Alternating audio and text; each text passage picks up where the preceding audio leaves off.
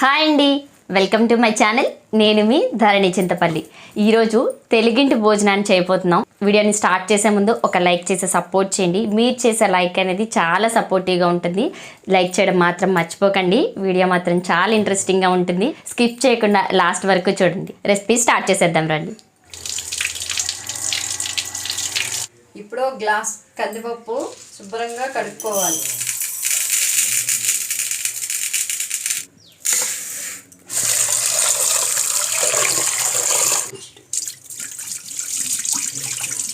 ఇప్పుడు ఈ గ్లాస్తోనే 1-2 గ్లాసులు నీళ్ళు అయితే పోసుకొని కుక్కర్ మూత పెట్టేసి 2-3 విజిల్స్ వచ్చేంత వరకు పప్పును మెత్తగా అయితే ఉడికించేసుకోవాలి. ఆకుకూరలు కానీ ఉల్లిపాయలు టమాటాలు ఏమీ వేయలేదు కాబట్టి 2-3 విజిల్స్ సరిపోతాయి. ముద్దపప్పుకు పెట్టేసుకున్నాం కదా, ఒక 3 పచ్చిమిర్చి తీసుకుని స్టవ్ పైన కాల్చుకుని నేను ఏం తయారు చేస్తానో చూడండి. పాతకాలం వంట చాలా బాగుంటుంది. పచ్చిమిర్చి పేలిపోతాయేమో అని, ఎందుకైనా మంచిదని ఒక చిన్న హోల్ పెడతాను.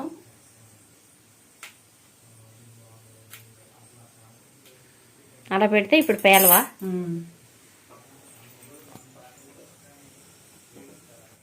హెల్దీ వర్షన్ అయితే నిప్పుల మీదే కాల్చుకోవాలి.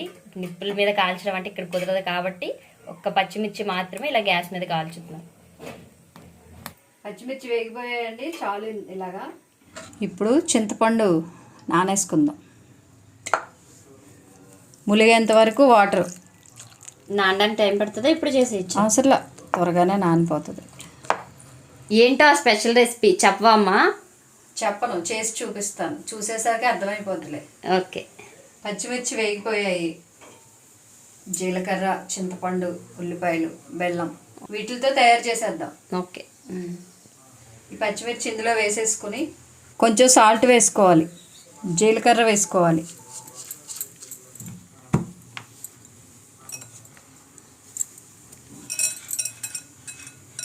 బెల్లం చితక్కొట్టుకుని ఇలా పొడిలాగా వేసుకోవాలి కచ్చా పచ్చాగా. ఇప్పుడు పచ్చిమిర్చిని ఇలా నలిపేసుకోవాలి. ఇదిగోండి, ఇలా కలిపేసుకున్నాము. మా అమ్మమ్మ, మా అమ్మ, నేను, మా అమ్మాయి, మేము నలుగురు 4 తరాలు వండుతూనే ఉన్నాం ఈ పచ్చి పులుసు. చాలా బాగుంటుంది. మీరు కూడా చేసి కామెంట్ చెప్పండి. చింతపండు ఇలా బాగా పిసికేసుకొని చింతపండు అంతా ఇందులో వేసేసి ఇలా మిక్స్ చేసుకుని, ఇందాక జీలకర్ర, పచ్చిమిర్చి, సాల్ట్, బెల్లం అన్నీ కలిపేసుకున్నాం కదా, పచ్చిమిర్చి బాగా పిసికేసాము. ఇప్పుడు చింతపండు వేసి బాగా గుజ్జుగా కలిపేసి వాటర్ పోయాలి.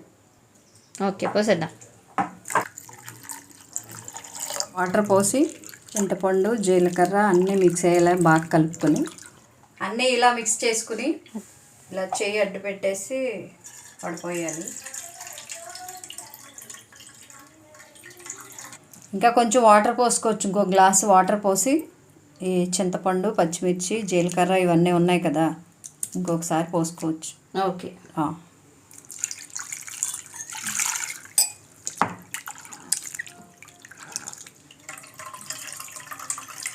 ఇలా రెండోసారి కూడా వడపోసిన తర్వాత ఇప్పుడు దీంట్లోకి ఉల్లిపాయలు కట్ చేసుకోవాలి.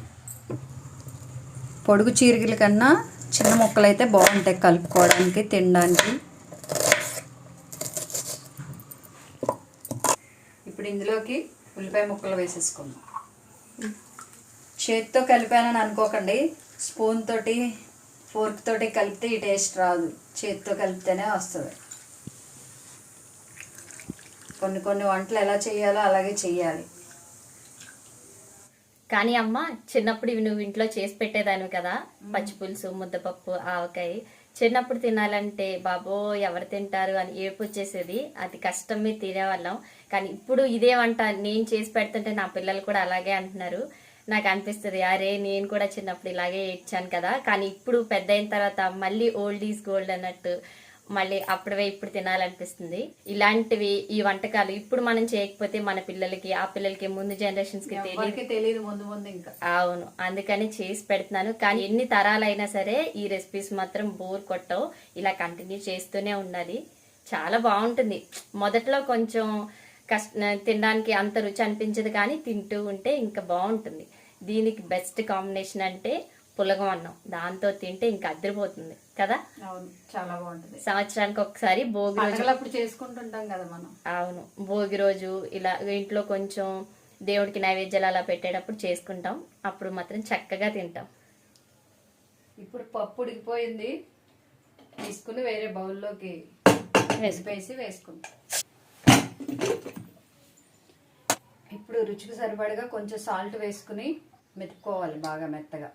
నాకు పప్పు గుత్తి అలవాట్లేదండి, గరిటెతోటే ఏదైనా.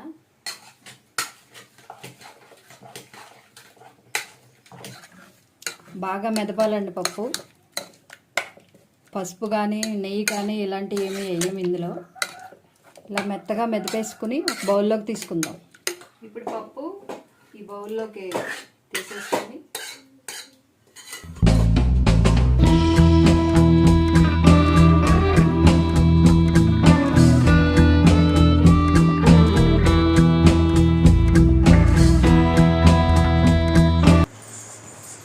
అమ్మ చూస్తుంటేనే నోరూరిపోతుందమ్మా. త్వరగా అన్నం పెట్టే.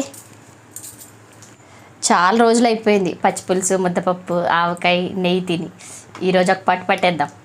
అందుకే వేస్తున్నా మరి. ఆవకాయ, ముద్దపప్పు, అందులో నెయ్యి.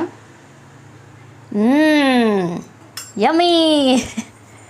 వైట్ రైస్ కూడా పెడుతున్నా. చాలు చాలు.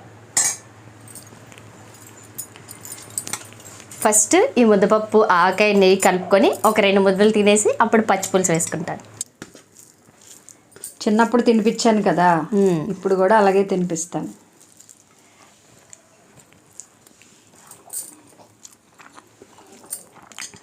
చాలా బాగుంది, చాలా బాగుందమ్మా. బాగుందా? చిన్నప్పుడు చిన్నపిల్ల అంటే ఇప్పుడు కాదా నీకు? అవునులే, కానీ పెళ్ళయి పిల్లలు పుట్టాక కొంచెం పెద్ద అమ్మాయి లెక్కే కదా.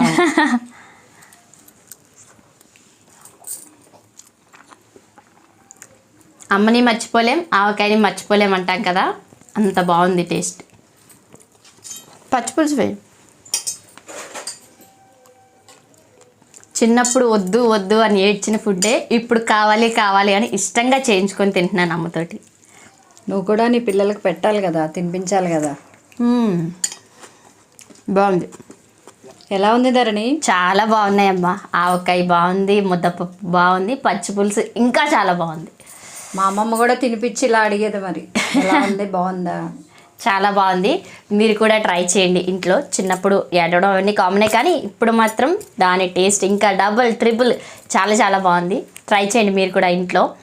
కొంతమంది పచ్చిపులుసుకి తాలింపు వేసుకుంటారు, కానీ మేము ఇంట్లో ఇలాగే చేసుకుంటాం. మీరు కూడా ట్రై చేసి కామెంట్ చేయండి. ఇలాంటి మరెన్నో వీడియోస్ మన ఛానల్లో వస్తూనే ఉంటాయి. నేను పెట్టే ప్రతి వీడియో మీకు నోటిఫికేషన్గా రావాలి అంటే పక్కనే ఉన్న నోటిఫికేషన్ బెల్ని గట్టిగా కొట్టండి. ఈ వీడియో మీకు నచ్చితే కనుక ప్లీజ్ తప్పకుండా ఒక లైక్ చేసి సపోర్ట్ చేయండి. మరొక మంచి వీడియోతో మళ్ళీ కలుద్దాం. This is Dharani Chintapalli signing off. Bye bye.